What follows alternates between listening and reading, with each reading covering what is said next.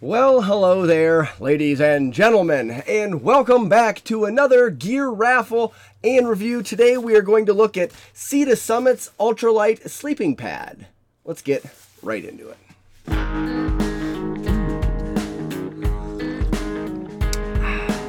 That's not coffee. It's water. Alright guys, let's take a look at Sea to Summit's Ultralight Sleeping Pad. Right off the bat, I will say I loved so many things about this pad, but to be honest, I would probably never buy it. Before we get started, if you're new to the gear raffle and review, head on over to my Patreon site, where for as little as $1 a month, you can get one entry in every single gear raffle that I do.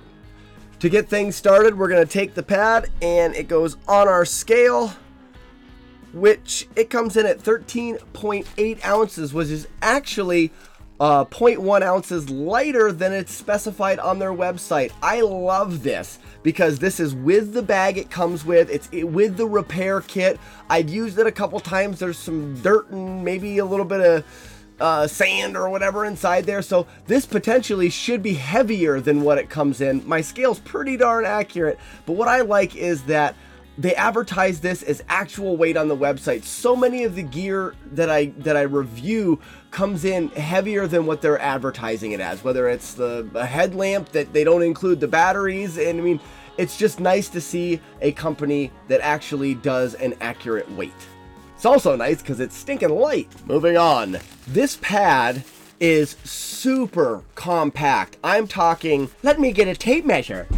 As for the pack size, you guys know that a lot of companies, they'll give you a pack size, and that's like, if you absolutely put it together 100% perfect and the planets align just right, you can get it to be that size when you're packing it.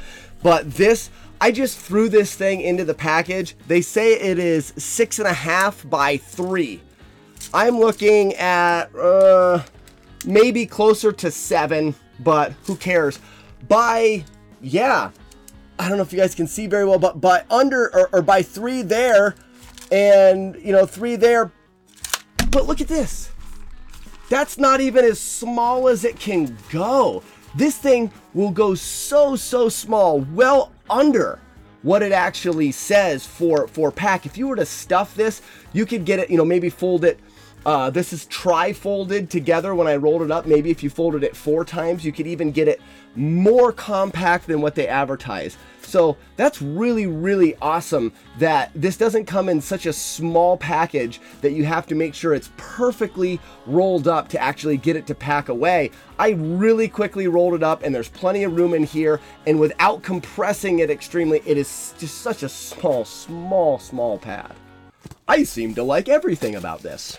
Moving on to the interior of this, I'll show you probably one of my favorite features on this, and that is the nozzle system that they work with these pads. Now, what it has is it has a 2-way valve here. If you open up one of the lids, now I can put air into this, but air will not come out. So as you're trying to fill up this pad, you don't have to worry about, keeping, it closed or keeping your tongue on it if you're blowing into it or whatever. This will only fill up, and not until you open this valve does it release, it's just so nice to inflate, even by mouth or using any kind of pumps or whatever, and we'll get into that here in a second. But this valve system is awesome, and you'll see it on a lot of other brands too are starting to come out with this valve, but this valve is really great. I like how it's at the flat of the pad, and unlike Big Agnes and some of the other ones have it off to the side like Therm-a-Rest,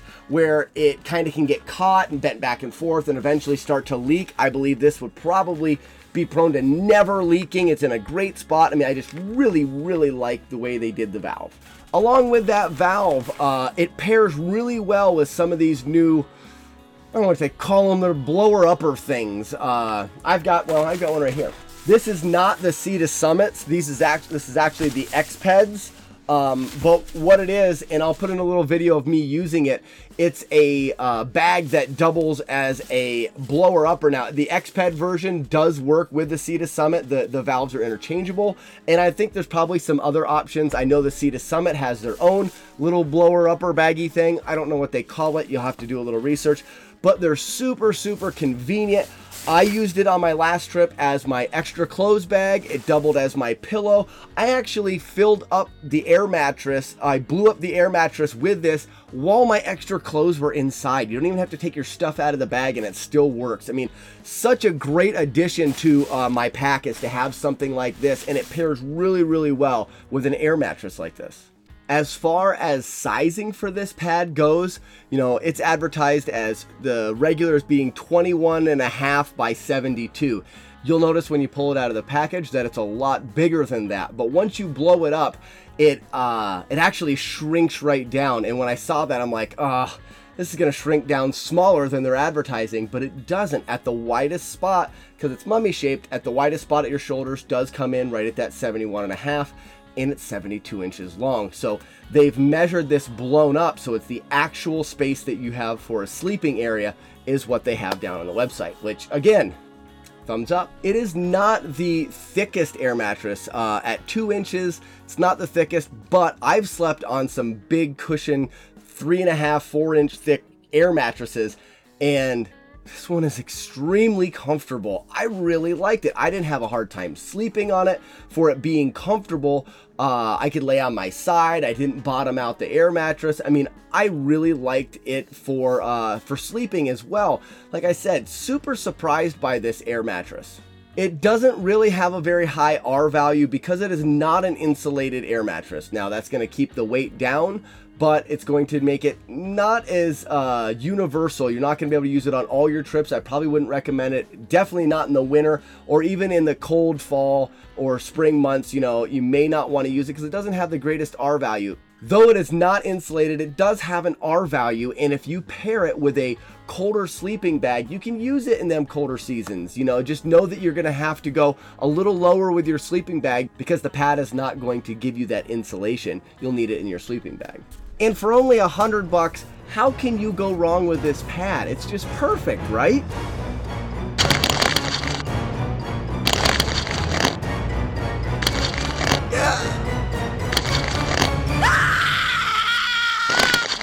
Oh, I couldn't believe it. I could not believe it when I blew up this pad for the first time and I laid down on it. I was actually, it already started my hike. I didn't even blow it up at home. I blew it up for the first time in the shelter. And when I laid on this pack, I was blown away by how loud it is. Pad, not pack. I was just blown away by how loud it is. I've heard of pads. I've heard pads and heard of pads being very loud. I mean, Therm-a-Rest has got some pads out there they say are pretty crackly and pretty loud, but I've never experienced one for myself, and I don't tend to be a very light sleeper, but this was waking me up at night when I was rolling over. Not only probably because I was self-conscious that I was waking other people up, but I think it's just loud enough, and I toss and turn a lot, that in tossing and turning, the sound of this pad was waking me up, and it was making it hard for me to sleep. As many of the features and many of the things that I really like about this sleeping pad, it will not work for me because it's just too loud. I don't know if there's a way around it being that loud. I would imagine that these guys do a lot of testing and they've tried as many things. There's probably a reason why, maybe to get it as light as it is, it's made out of a material that's just loud. I don't know. I will take a heavier pad any day of the week, and even one that packs bigger, because, you know, for me, I've got the pads so that I can sleep better, and with it being that loud, just I wasn't able to sleep. So, you know, it's up to you. You know, if you're sleeping with earplugs, maybe you could sleep with this pad. If you're doing a lot of solo hiking, I'm sure that, you know, you wouldn't be worried about keeping other people awake, but man, you're sleeping on it. You think that one of the crucial things is that it's quiet. Anyways, that is enough for me, guys. That is my review. It's on to the moment that you guys have all been waiting for, and that is the raffle. A drum roll, please. And the winner of the Sea to Summit Ultralight Sleeping Pad is David Toole. David Toole. I think I mispronounced this last time. David, you've won another item. You've won yourself a sleeping pad from Sea to Summit. Congratulations. There you have it, guys. There's my little review of this sleeping pad. If you guys have any more information about this pad or any other pad, feel free to leave it in the comments below. But like always, guys, these reviews are just my opinion, and if you don't like it, you can go take a hike. Bye-bye.